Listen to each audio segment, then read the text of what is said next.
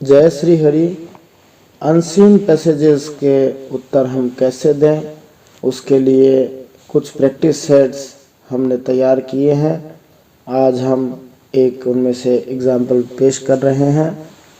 मैं यहाँ पर पहले बता रहा हूँ कि जब एक अनसीन पैसेज आपकी परीक्षा में आता है, उसको 1 से 2 बार पढ़ना चाहिए। उसके कठिन शब्दों की तरफ ज़्यादा ध्यान नहीं देना चाहिए, उसका सेंट्रल आइडिया समझने की कोशिश करनी चाहिए और उसके बाद में प्रश्न को समझ करके उत्तर देना चाहिए। उसके लिए हम पहले अभ्यास के लिए कुछ पैसेजेस डाल रहे हैं, उनके अर्थ भी साथ में डालने की कोशिश कर रहे हैं और इसके बाद में हमने क्वेश्चंस डाले हैं जिनके भी हम अर्थ सहित डाल रहे हैं ताकि आपको समझने में आसानी रहे, सरलता रहे।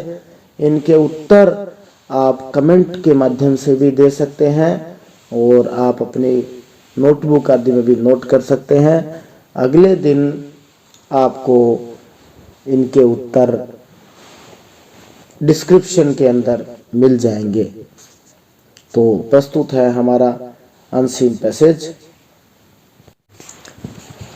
Gandhi wanted to cut down his expenses on washing.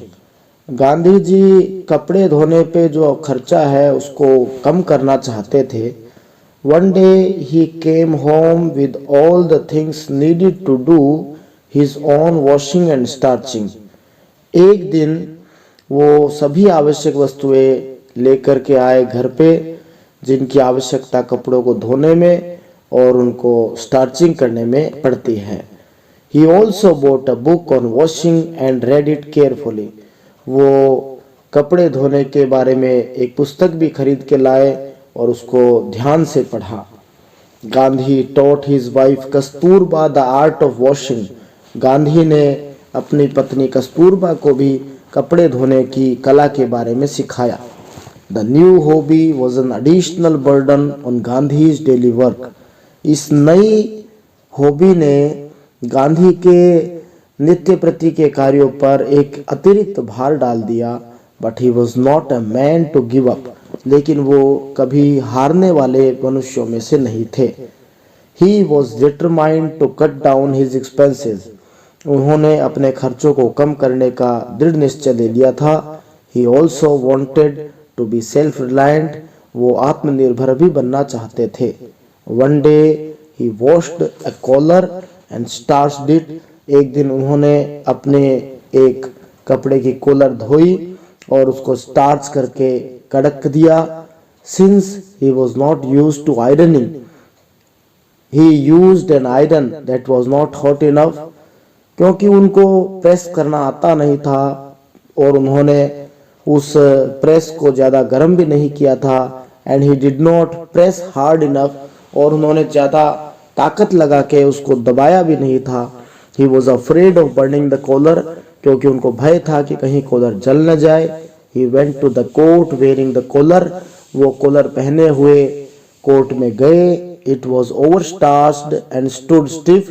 वो बहुत ही ज्यादा कड़क था और सीधा खड़ा हुआ था।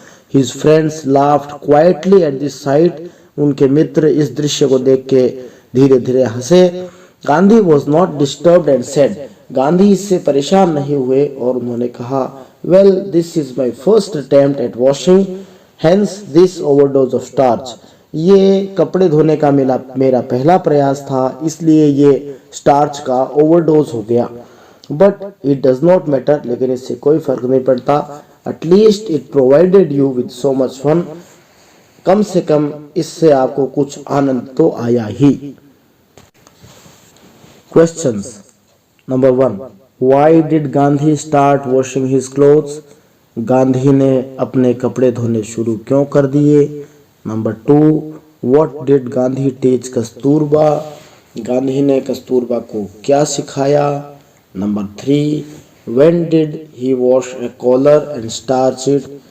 किस समय, किस दिन गांधी जी ने उन्होंने अपने कॉलर धोई और उसको कड़क किया? Number 4. Who went to the court wearing the collar? Court में कॉलर पहन करके कौन गया था? Number 5. Where did he go wearing the collar, वो कॉलर को पहन के कहाँ गए थे। Number 6, find the same word for, इनमें पर्यायवाची समानार्थी बताने हैं। सफिशिएंट पर्याप्त, सो इसलिए। Number 7, find the opposite of, यहाँ विलोम बताना है। एनिमी शत्रु, हेटेड घृणा अथवा ईर्ष्या। Number 8, Gandhi didn't want to cut down his expenses on washing, Gandhi ji कपड़ों धोने पे अपने खर्चे को कम करना नहीं चाहते थे। ट्रू या फॉल्स, इसमें से बताना है। Thanks for watching the video, like share and subscribe.